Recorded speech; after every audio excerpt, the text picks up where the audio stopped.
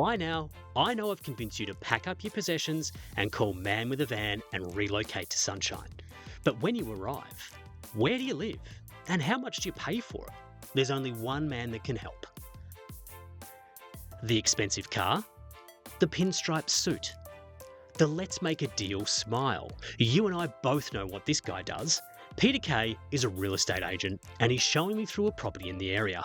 All right, Luke, welcome to a bit of sunshine. Beautiful. Take me through it, my friend. So this property here, it was an original 1940s clinker brick home. So something that you find consistent in these streets up around our Matthews Hill pocket, which is the name of the area we're in, the sub-name.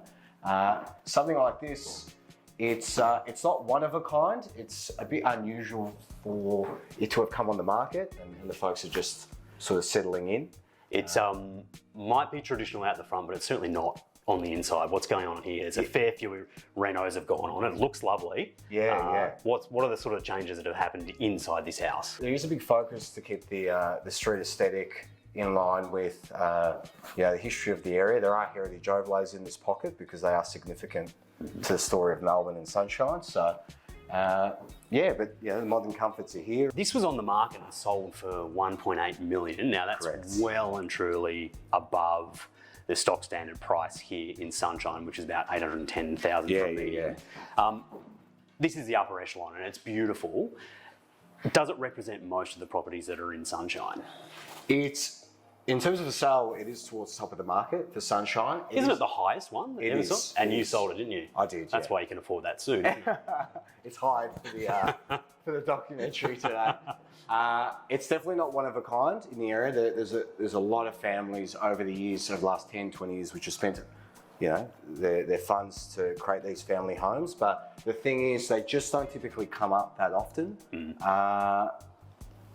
People love to live here, and that's why you don't see many of them. But if you look outside, you can see the extensions, you can see the development, but it is all for family homes. Tell me about the demographic there. So when they tour a home, when they think about living in Sunshine or buying in Sunshine, are they asking you if it's a violent suburb?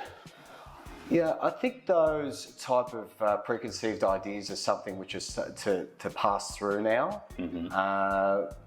Those questions do come up for those out of the area, but like I say, spend some time in the area, go to our main street, use our train station, visit the schools, and get a feel for it. And I think you'll find something a little bit special with the community. How many bedrooms is this property got? So on the principal home, when you walk in, you'll find the master just at the front on the left-hand side. The home has been designed to keep the bedrooms on one wing of the home with living and other amenity on the other, separated by the hallway. So bedroom 2, 3, and the 4th in the corner.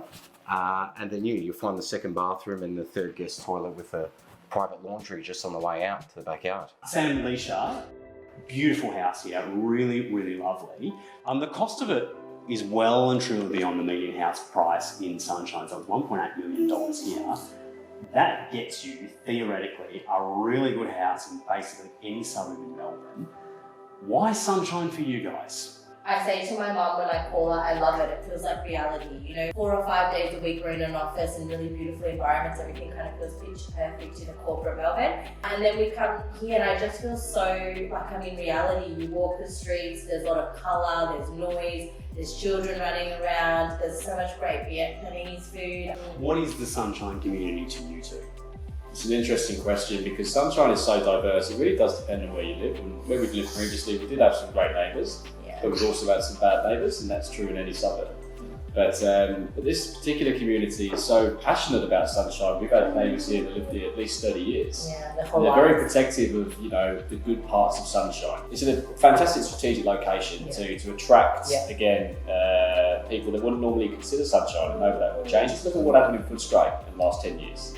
It's gentrified, and Sunshine will continue to do that. And in some ways, I think Sunshine's better. It's got a better transport link to other places, closer to the airport. It's still less than 15 kilometres to the city, and it's still got that ability to grow.